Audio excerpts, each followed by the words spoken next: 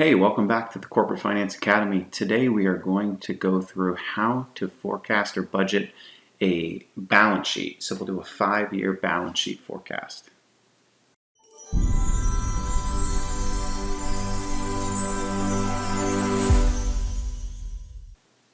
So what are we going to talk about? So like we mentioned, we're going to do a 5-year budget for the balance sheet. We're going to show you some different ways to think about the assumptions that go into the forecast. And then we're actually going to walk you through how to do it in Microsoft Excel. So this is similar to our income statement forecast, which you can check out the link to.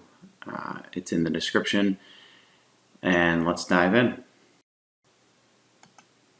Okay, so if you've seen our previous video, which goes through how to forecast the income statement, you'll be familiar with what we created there, what we produced for the 5-year forecast. But we're now going to move on and we're going to go through the balance sheet. So to start off, we go to our assumptions tab here, and we've done the income statement assumptions. So now we're down to the balance sheet. So starting off with cash and equivalents. So this is one where you actually have to wait until you forecast your statement of cash flows. So this one will come from all the movements that happen in cash, and it will automatically populate. And we'll come back to that when we do the cash flow statement in another video. So moving on to working capital. You have AR, inventory, and AP. So you see here we have a couple methods you could think about. So the first one, which we're not going to do here, but this one you would use a bottoms-up forecast. So you would try to understand what you're going to buy from your suppliers, what you're going to sell, who's going to pay you, and it would be a much more granular forecast. And that can be worth thinking about doing depending on your business.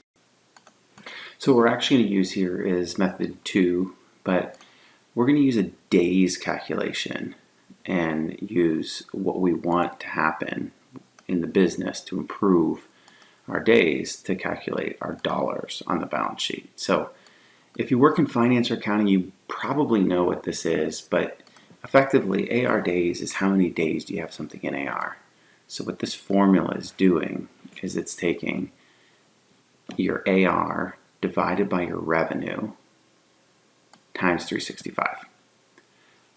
And inventory and AP is similar, except they're going to use cost of goods sold instead of revenue, because they're items carried in the balance sheet at cost. So what we're doing then is we're saying we had 94 days in AR in 2019. And these are all actuals. These are historical. And what we're going to do is we're going to say we're going to improve that by 5. So we're going to go from 94 days, we're going to improve by 5, it gets it to 89. So that's all that formula is.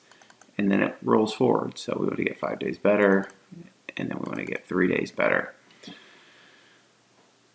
So then we do the math backwards to say we're going to take our revenue times the days divided by 365, and that gets you to your dollars. And we're going to do the same thing for inventory and AP.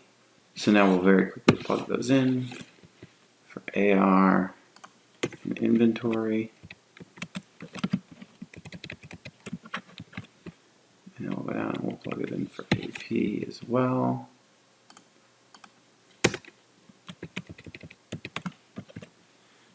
And there you have it. Okay, so moving on to property, plant, and equipment, and depreciation expense. Method 1 here, we're using a depreciation expense and a roll-up of capital expenditures. So what we're doing here is actually simpler than you'd probably see. I think a lot of companies, especially manufacturing companies, would have a list of all of their assets and what the depreciation schedule is, asset by asset, and then they would have a list of everything that they're acquiring. What we're doing here is a simplified version. So we have our opening balance, which is really the ending balance of the prior period. We're saying that we're going to spend $1.5 million, and then based on our depreciation schedules, we have $2.2 million depreciation, which ends us with a net balance of $12,086,000, which is just about $800K less, $800 million less than we had in the prior year. So pretty straightforward here. So then we can plug in on our balance sheet our PP&E, ending balances, and we talked about on the income statement forecasting video, but your depreciation expense would then flow up into your income statement. Okay, now we have debt and interest schedule, and there's a few components of this. You've got short-term and long-term debt, and then you've got interest expense down here, which is really on your income statement, which we covered on the prior forecasting, but we'll touch on that here just very briefly. We did this very simplified. So typically you'll probably have some separate planning to understand what your short-term and long-term financing needs are, and if you need to borrow or if you're going to pay down or what you owe to pay down. For this, you can see kind of just simplified to show you how we would do it.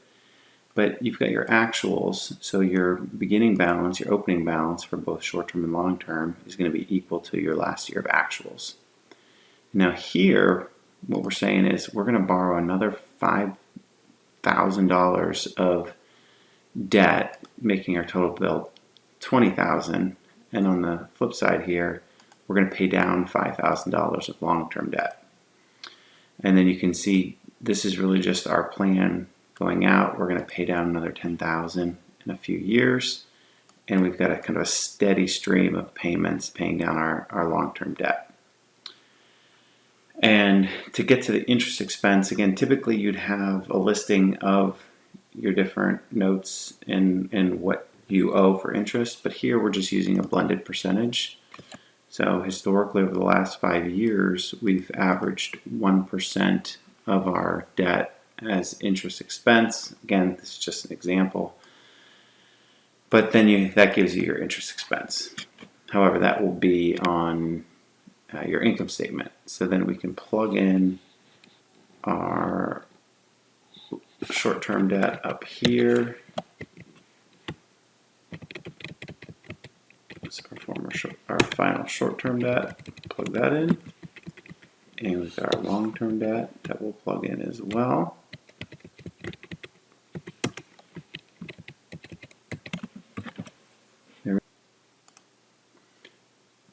Okay, so the last two items we have, first is common stock, equity capital.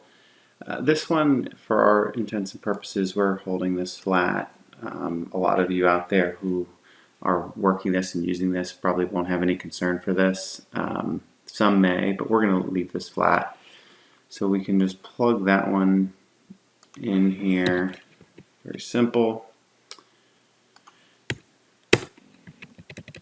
And then, so that leaves us with the very final item, which is retained earnings.